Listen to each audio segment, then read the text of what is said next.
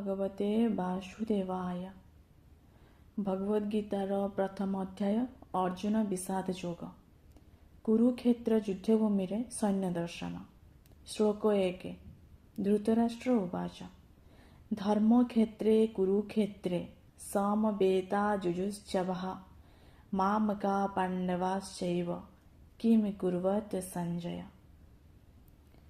धृतराष्ट्र कहिले, हे संजय, मो पुत्रगण एवं पांडुपुत्रगण युद्ध करने इच्छा करे तीर्थक्षेत्र धर्मक्षेत्र कुरुक्षेत्र नामक स्थान रे एकत्र होई कौन कले।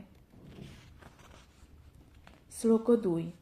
संजय उवाच दृष्ट्वा तु पाण्डवानीकं व्यूढं दुर्योधनस्तदा आचार्यमुपसंगम्य राजा वचनं ब्रवीत। संजय कहिले, हे राजा, वज्रव्यूहरे सुसज्जित पांडव मानकर सैन्य मानंकु देखिला परे राजा दुर्योधन गुरुंक निकटकु गले एवं निम्न मते कहिबाकु लागिले। श्लोक 3। पशौतां पाण्डुपुत्राणा माचार्यमहितं च मुं व्यूढं द्रुपदपुत्रेण तव शिष्येण धीमता। हे आचार्य, पांडुपुत्र मानकर विराट सैन्य बाहिनी को देखंतु। एहा आपणकर अति बुद्धिमान शिष्य द्रुपद पुत्र दृष्टद्युम्नଙ୍କ द्वारा व्यूहकार सज्जित होइअछि।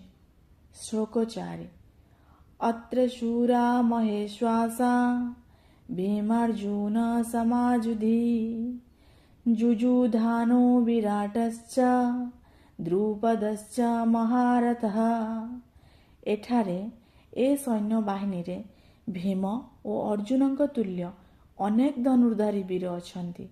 पुनश्च जुजुधान विराट एवं द्रुपदଙ୍କ परि अनेक विशिष्ट योद्धा मध्य अछंती। श्लोक 5। दृष्टकेतुश्च केतीना काशीराजश्च वीर्यवान् पुरजिति कुन्तिभोजश्च शैवश्च नरपुङ्गवः। आहुरी मध्य दृष्टकेतु चेकितान काशीराजा पुरोजित कुंतीभोज एवं शैव्य आदि अनेक महान शक्तिशाली योद्धा थिले।